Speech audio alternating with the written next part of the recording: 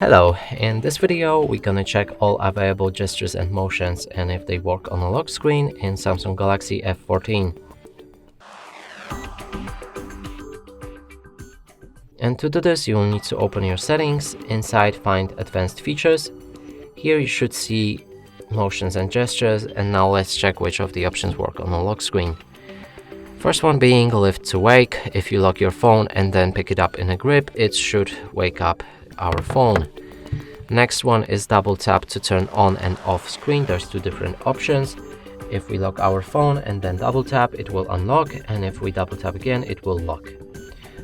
Now three features work on the lock screen fine. Let's check the fourth one, alert when phone picked up, and this should work on your lock screen.